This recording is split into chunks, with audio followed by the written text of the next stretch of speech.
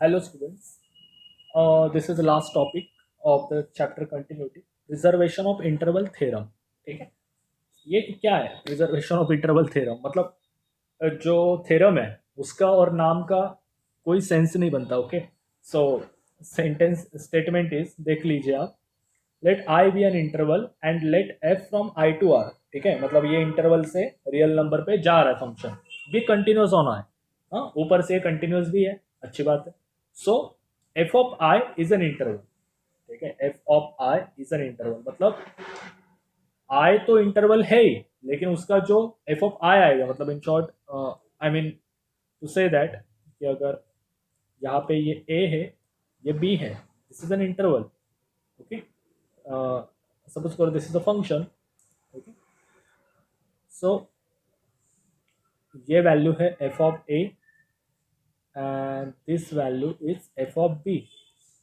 Okay, so ये A to B क्या था, this is an I, so it will become F of I. कैसे?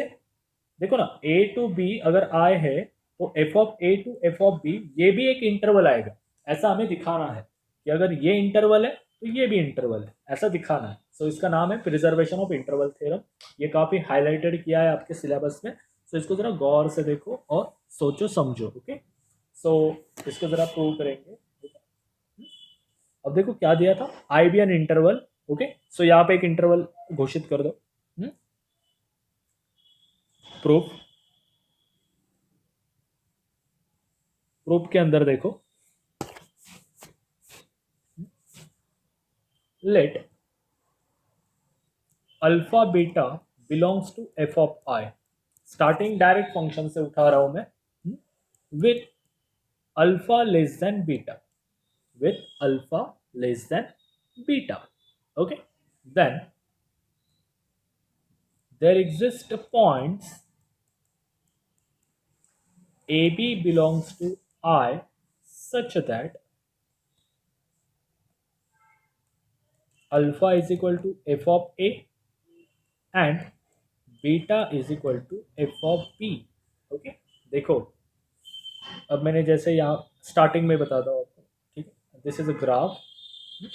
क्या लिखा हमने, alpha beta belongs to F of I, this is F of I actually. Okay, this is interval I, so A to B. Okay, and this is the function. Okay, now here यहाँ पे एक value मिलेगी, हमने उसे कहा alpha, और यहाँ पे एक वैल्यू मिलेगी जिसे हमने कहा बीटा। ओके, और उसको डिफाइन कैसे किया, देखो, alpha beta belongs to F of I with alpha less than beta. देखो, alpha less than beta, at ये तो छोटा ही है इसलिए पीछे आ गया। ठीक है, then there exists a point A and B such that alpha is equal to f of A, मतलब alpha is equal to f of A and beta is equal to f of B।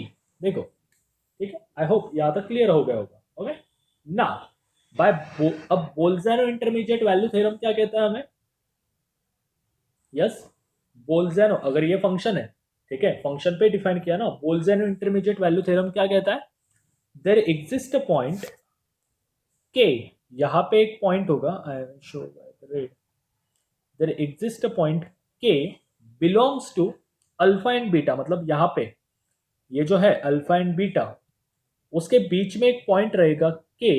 Okay, such that वहां पे के point आया है, मतलब interval में कोई तो उसका एक भाई होगा, तो उसे कहो सी। ठीक, is nothing but f of C actually, it's nothing but f of C. Okay, ध्यान में रखो। Okay, there exists a k belongs to alpha and beta, then there exists a point c belongs to interval such that k is equal to f of c। Okay, मैं यहाँ पे अब लिखना भी पड़ेगा उसको, बाय बोल्जैनो। जब तक आप लिखोगे नहीं ना तब तक आपको कुछ समझ में नहीं आएगा, ये 100% की बात है। Okay, intermediate value theorem,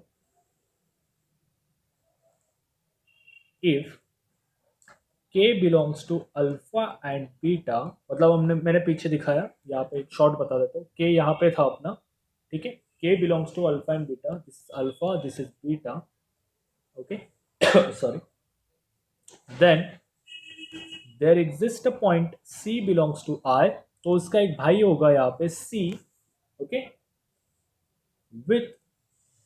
with मतलब क्या, यहाँ पे k की वैल्यू f ऑफ c बताई गई है, वो तो लाजमी है f ऑफ c, जो कहाँ पे बिलोंग करेगी, f ऑफ i में बिलोंग करेगी, ओके, तो कहाँ पे बिलोंग करेगी, f ऑफ i के अंदर, ओके। आई होप आपको यहाँ तक समझ में आया होगा। देखो आप जब भी ये थ्योरम देख रहे हो यूट्यूब पे, तो आप एक ग्राफ ड्रॉ करो, ठीक है, और उसके ऊपर थोड़ी कारागिरी करो, ठीक है, मतलब ये दिया है, ये ऐसा आएगा, ये यही एक जरिया है इस तरह के थ्योरम्स को समझने का। मैंने भी 10-12 बार प्रैक्टिस की, तब जाके मेरे दिमाग में आया कि हाँ इस तरह से हो सकता है, ओके, लाइक दिस। अब एक बात पता है, we know that if I is a subset of R, ठीक है, कोई एक इंटरवल है जो आर का सबसेट है, that contains at least 2 points alpha and beta, okay, एक अल्फा एंड बीटा नामक एक आई है, that contains 2 point alpha and beta, एक जनरल, हाँ, ये इसका और उसका कोई लेना देना नहीं, मैं एक जनरली बता रहा हूँ, ये लिखना है लेकिन theorem, okay, alpha and beta,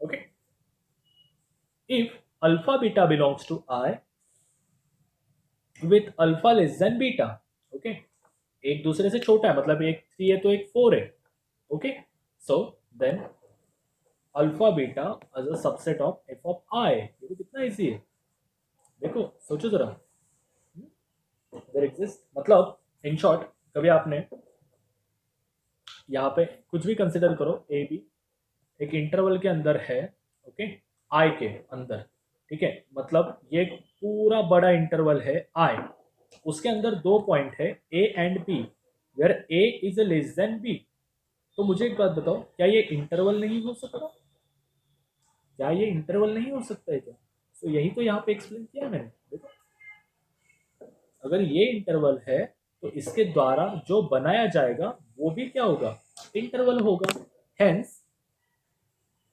prove, okay, hence prove, ठीक है गाइस।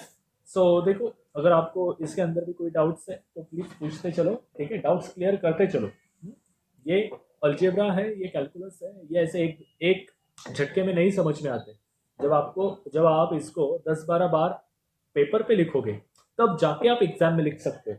अगर आपको डाउट है मेरे इस सेंटेंस पे कि अगर किसी थ्योरम को 10-12 लिखने के बाद ही हम पेपर में लिख सकते हैं, तो आपके सर से जाके पूछो, जो भी ये मैथ्स पढ़ाते हैं आपको, ठीक है, जाके पूछो एक बार कि सर ऐसा हो सकता है क्या, जब सर ने अगर कंफर्म कर दिया तो और कोई प्रूफ की जरूरत नहीं, okay, like this, okay, so guys thank you so much, this is the last lecture, okay, so in next lecture we will discuss some important examples on the chapter continuity, okay, and then we will finish it.